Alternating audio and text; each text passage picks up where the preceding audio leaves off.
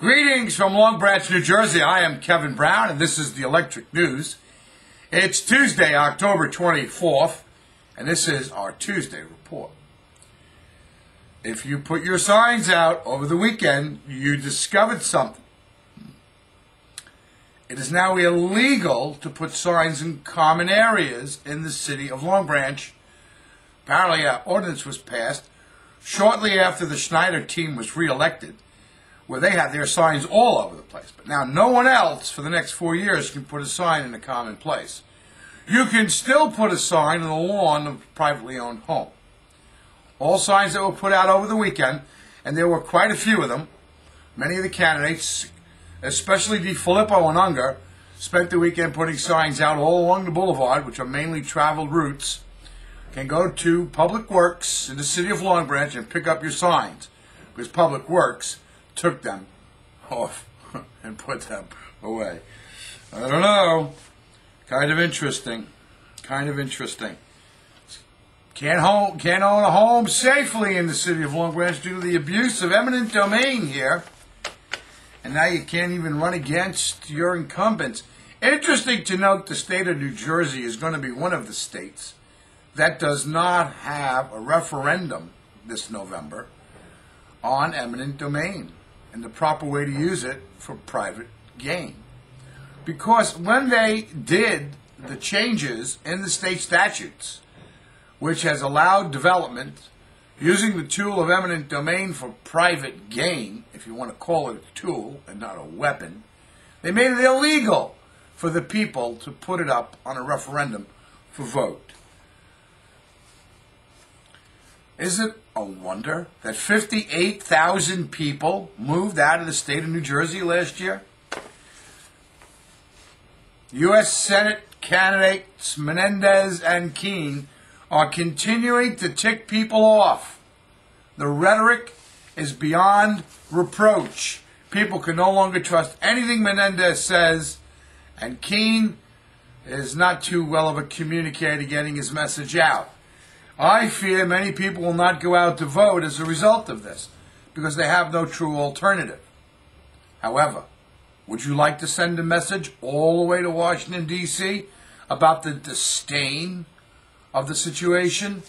Write someone in. And if you don't have anyone to write in, write me in. Kevin Brown, Long Branch, New Jersey, host of the Electric News. You go to the new machines. They're computerized this year. You tell the individual at the poll worker, I want to write a name in for U.S. Senate. They will go in and show you how to do it. And you write in my name, K-E-V-I-N, Brown, B-R-O-W-N. I'm in Long Branch. They'll find me if you write me in, and I will truly represent you in the United States Senate. Okay, interesting, backing up what we just said, neither man worthy of job. This is a letter to the editor in the Asbury Park Press written by George J. Scardina of Dover Township.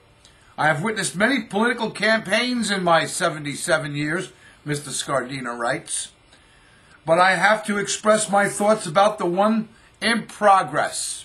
Neither Senator Thomas Kean, Jr., he's a state senator right now, he's a Republican, and he hails out of Union, New Jersey, or Senator Robert Menendez, he was a congressman until John Corzine became the governor of New Jersey last November, and then Senator Robert Menendez became Senator Robert Menendez as appointment by the governor.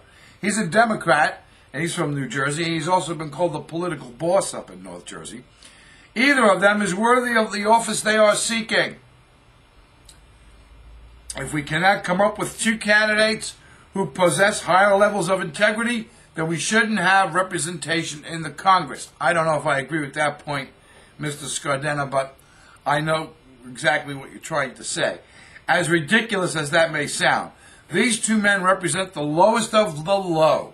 If anything each has accused the other of is true, ethically, they don't deserve to be in any office, let alone the U.S. Senate. Besides, their political and philosophical views, each is flawed and unacceptable to represent the voters of the state of New Jersey in Washington. Kean is a terrible speaker, and it is hard to believe anything Menendez says. I cannot bring myself to vote for either. They are not the best of the best. And once again, New Jersey politics leads the nation in low-life politicians. They are truly a disgrace. George J. Scardina, Dover Township, New Jersey. Mr. Scardina, I agree with you, but I'll give you an alternative. Write me in. Kevin Brown. I live in Long Branch. 732-222-6224. This way, if enough folks do it, 1, what a message we would send. 2, if I win, the only way I'd win is if someone as big as Bill O'Reilly got a hold of this little film and decided, you know what, that is an alternative. I am not a Republican. I am not a Democrat. I am a registered voter. I am declared independent. Undeclared independent. I've been both a Democrat. I was born in a Democratic Union household. And a Republican. And then I quit both because they're both. Neither one of them are any better than the other. Okay. Asbury Park settles down quite a bit in the school system after the shooting and subsequent death of the 18-year-old teenager who died of head wounds created by a gunshot. They were back to school yesterday. Things seem to be coming back to normal in gun-ridden Asbury Park, New Jersey. That's our sister city. South is in that direction from where I'm sitting, and 10 miles away, and my heart goes out to the folks there over that kind of violence. Long Branch City Council, that'll be it for today's report. Tonight, Long Branch City Council, I checked the agenda out. You could check the agenda out online. The Long Branch City-run website is longbranch.org.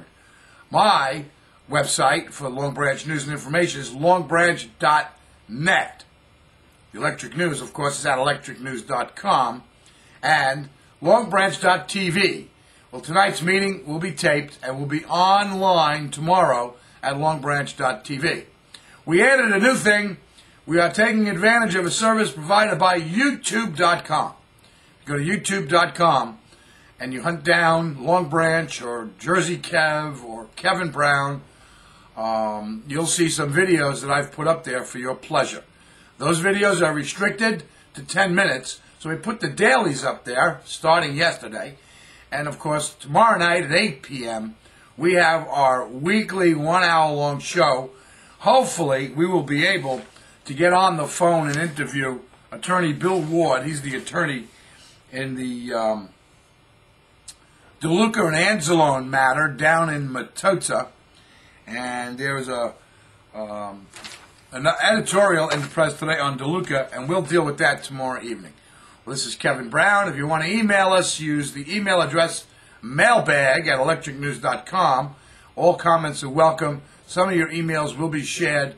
Oh, you know what? There was an email. Let me share it. How do I fund this? With basically we need your help to continue funding this free service to the world. Because Long Branch has gotten a lot of attention on eminent domain abuse. We want to give you from the inside out the opinion of those in opposition to the tyrannic government of Adam Schneider and the City Council. I'm Kevin Brown. This has been the Electric News. Please tune in again tomorrow morning for your 5 minutes of news, you political junkies, and Wednesday evening at 8 p.m. at electricnews.com. Thank you, and may the good Lord bless.